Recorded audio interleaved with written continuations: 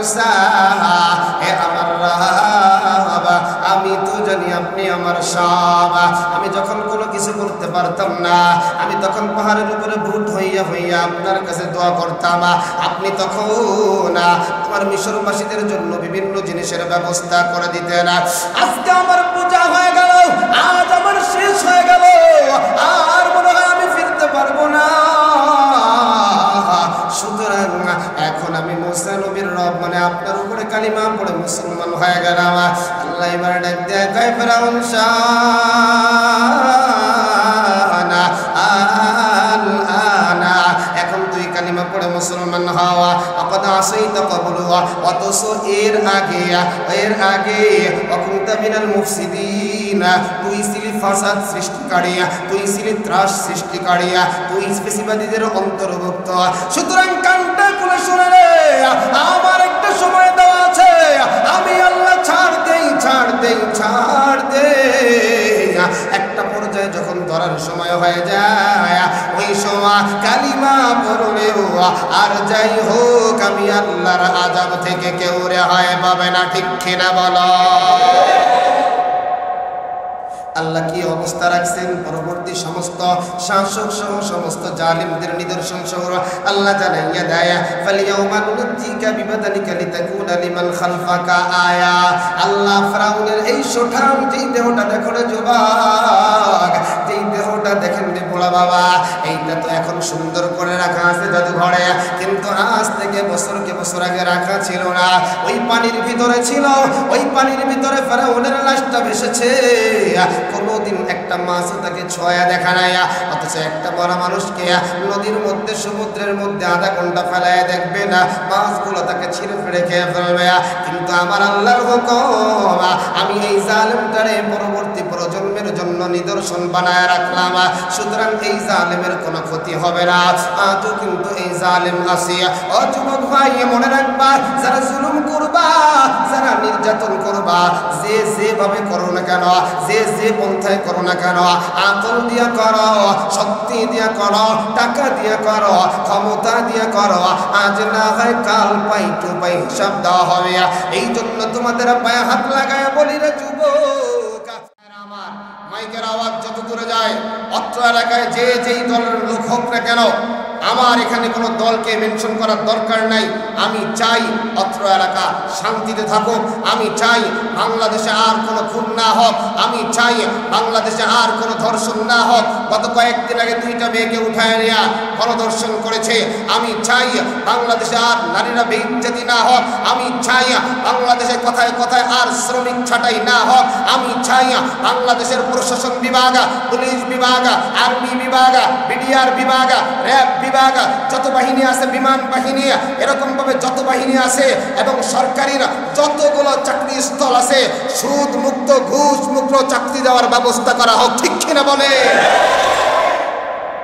কারণ আমি একজন সৎ শিক্ষিত বাবার সন্তান, আমার কাছে তো 50 কোটি 20 কোটি 20 লাখ টাকা দিয়ে চাকরি নেওয়ার কোনো সুযোগ নাই। এখন আছে কার? আঙ্গুল ফুলে রাতারাতির মধ্যে যেই কলা গাছ 10 বছর আগে কসু ছিল না, এখন তার বাংলাদেশে না বাহিরেও কোটি কোটি টাকার সম্পদ তার ছেলেগুলা। কারণ এগুলো তো হালাল টাকা না, হালাল টাকা না। আরো জোরে আমার ভাইরা, কি বলছিলাম? 2 নাম্বার ছিল জুলুম। 2 নাম্বার কি ছিল? আরো জোরে বলেন কি? জুলুমটা কেমন ছিল একটু তুলে ধরলাম। আল্লাহ রাব্বুল আলামিন বলেন, আল্লাহ রাব্বুল আলামিন জুলুমের কথা বলে, আল্লাহ পাক আল্লাহর নবী মুসা তার আম্মার কাছে ওহী জানায় দেয়, ওয়া ওয়াহাইনা ইলা উম্মি মুসা আন আরদিহি ফাইযা খিফতি আলাইহি ফালকিহি ফিল ইয়াম্মি ওয়া লা তাখাফি ওয়া লা তাহজানি ইন্না রাদ্দুহু ইলাইকি ওয়া জা'iলুহু মিনাল মুরসালিন।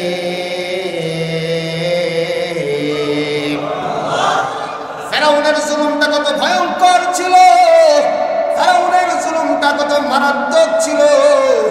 নবী মুসা যখন আগমন করলেন দুনিয়ায়, আল্লাহ পাক মুসা নবীর মারে আদেশ করে, ও আমার মুসা নবীর মা, আমার মুসা তো যেমন তেমন বান্দা নাই, আমার মুসারে তো আমি একটা নিদর্শন বানাবো, আমি তো আমার নবীদের মধ্যে তাকে দামি একজন নবী বানাবো। সুতরাং আমি তোমারে জানাইয়া দেই, ওয়া ওয়াহিনা ইলা উম্মি মুসা, ও মুসার মা আমি তোমাকে অর্ডার করলাম, এর মাধ্যমে জানাইয়া দিলাম, আন আরদিই, তুমি তোমার সন্তানকে দুধ পান করাও। সুবহান। এক নাম্বার তুমি দুধ পান করাও। আল্লাহ পাক আবার বলেন, ফাইদা খিফতি আলাইহি ফালকিহি ফিল ইয়াম্মি ওয়ালা তাখাফি ওয়ালা তাহজানি ইন্না রাদ্দুহু ইলাইকি ওয়া জাইলুহু মিনাল মুরসালিন।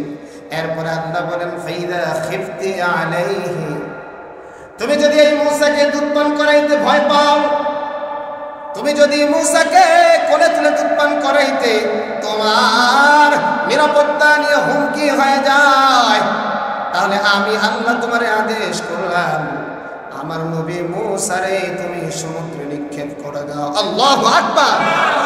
প্রশ্ন করতে চাই, জানতে চাই, সমুদ্র মানুষের জন্য নিরাপদ না ক্ষতিকারক? আরো জোরে বলেন।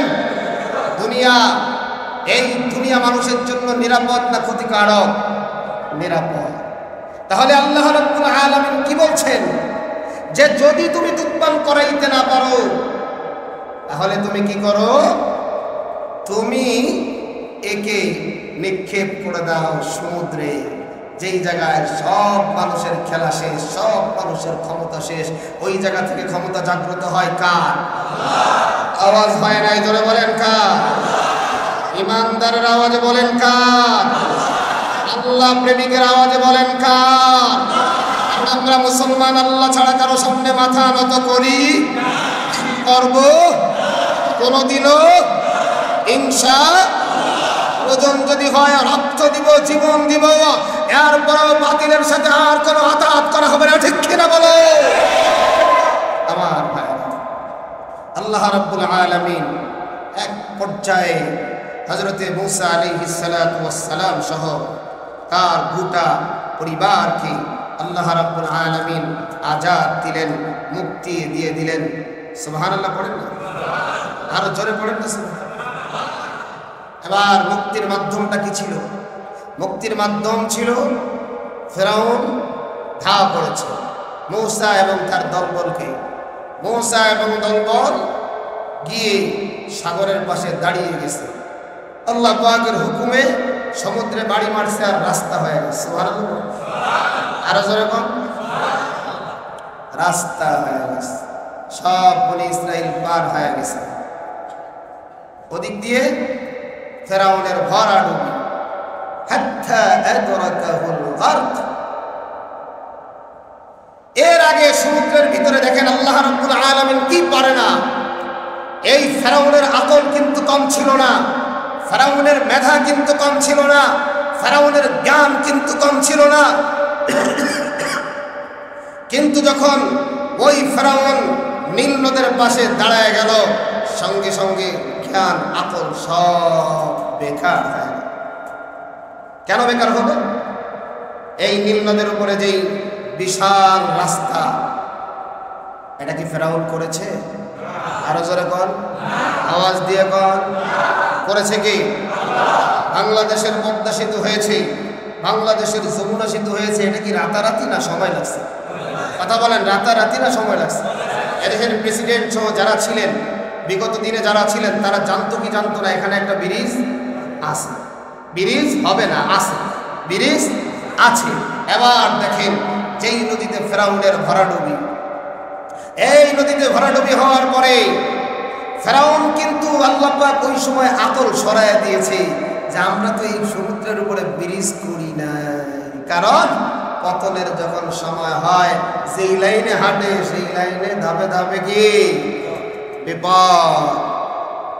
ফেরাউন যখন নীল নদের মধ্যে ডুবলো, ডুবা কেবল শুরু হলো, এই শুরুর মধ্যে এমন সময় ফেরাউন বলতেছে আমানতু বিরব্বি মূসা, আমি মূসার রবের উপরে ঈমান আনলাম। আল্লাহ কয় কি দেন, আল-আনা ওয়াকাদ আসাইতা ক্বাবলু ওয়া কুনতা মিনাল মুফসিদিন। से दिन